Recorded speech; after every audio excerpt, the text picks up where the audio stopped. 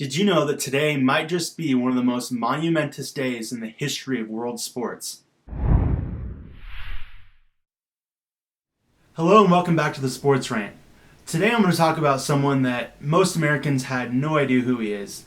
His name is Sapp Blatter. He is the former president of FIFA, the world soccer organization that leads the World Cup and many other tournaments worldwide. Like I said, most Americans had no idea who this guy was, but I'm here to tell you he was one of the most corrupt individuals we've seen in a long time. No question that soccer, or football if you're not from the States, is the largest sport worldwide. It is played in the most countries, and it is the number one sport in many countries.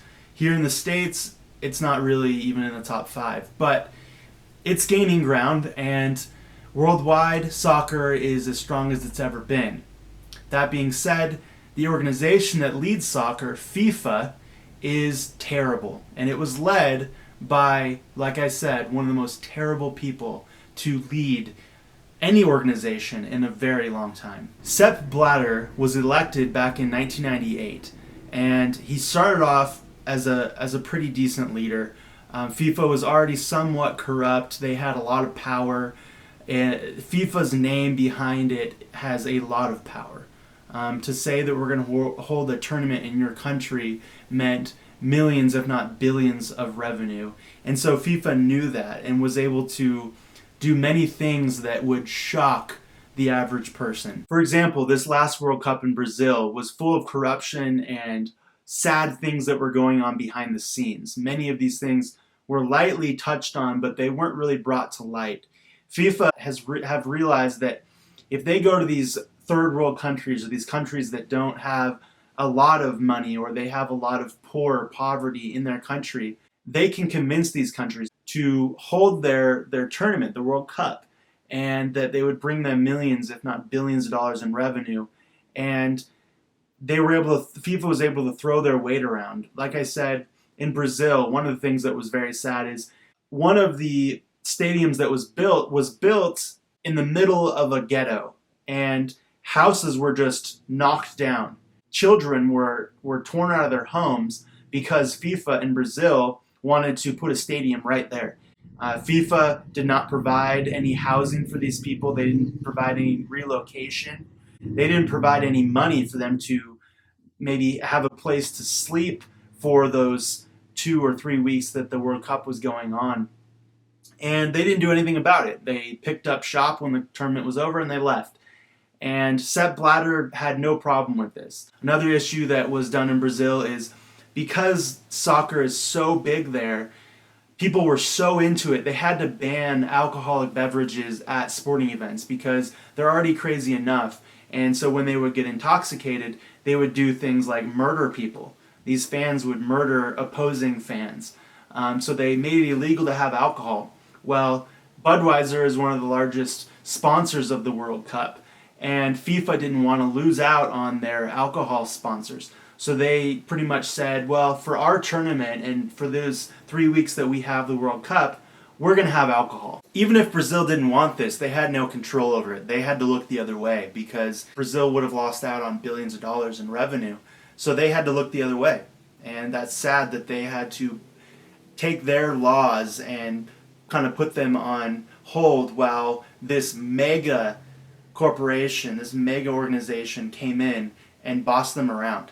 This is a whole country, the biggest country in South America, was forced to kick people out of their homes, to break their own laws because of this organization. That's corruption. And it's sad that these things are happening and people are looking the other way because it's their favorite pastime. Another example of this is in South Africa, where the World Cup was held prior to this last one. There was a bank transaction of $10 million that went from the country of South Africa to Sapp Blatter personally. The president of FIFA received $10 million from South Africa. Now, it came out that this was bribery. The country of South Africa wanted the World Cup very bad, and so they offered to pay him $10 million when the voting time came around, some 15, 20 years ago. When that vote took place, Sapp Blatter already knew where the World Cup was going to be because he'd already been given $10 million for it to be in South Africa. And the worst one of all is the World Cup that hasn't happened yet, the 2022 World Cup in Qatar, in the Middle East, where it's 120 degrees. Sapp Blatter decided to have the World Cup there, and I think we all know why it's going there. Bribery. It's already been reported that to build these stadiums that don't even exist, there wasn't even a soccer stadium there to begin with when the vote took place. There's modern day slavery going on to build the hotels, the stadiums, everything.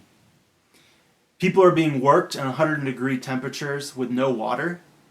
44 people have died on the construction sites building these things that don't exist. And when I say don't exist, I mean they literally do not exist. There are cities that are scheduled to have stadiums and to have events that don't exist. Not the stadiums. The cities do not exist where these things are going to take place. Going back to the 120-degree temperatures, when the bid was given, there was talk of these stadiums having state-of-the-art air conditioning, so it could take place in the summertime, where you could be 120 degrees outside and have it perfectly 70 inside the stadium for the athletes and for the fans.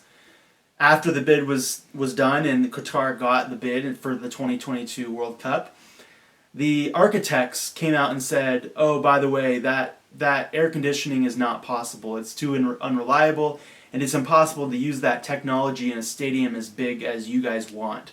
So it's most likely going to have to take place in the winter time when there's European soccer leagues worldwide, there's soccer leagues, and in the States there's the NFL, especially if it takes place in the winter, maybe January, February, when there's the playoffs and the Super Bowl in the NFL. So one of the largest TV sponsors, Fox, who owns the rights to the Super Bowl, but also own the rights to the 2022 World Cup and paid millions of dollars to get that, won't be able to even broadcast the World Cup because if it takes place in the winter, because they have a much bigger contract with the NFL. One of the most interesting things that Sapp Blatter said today in his resignation speech was that he wants to institute a lot of these standards and a lot of these protocols that have been proposed, that FIFA asked for rules that maybe should be implemented for the organization to run by, like things like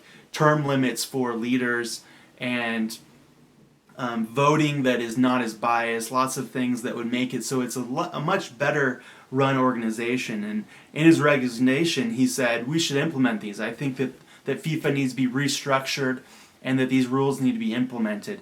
This just shows that Sapp Blatter knows exactly what is needed to not have a corrupt organization and to make FIFA a very powerful organization for good.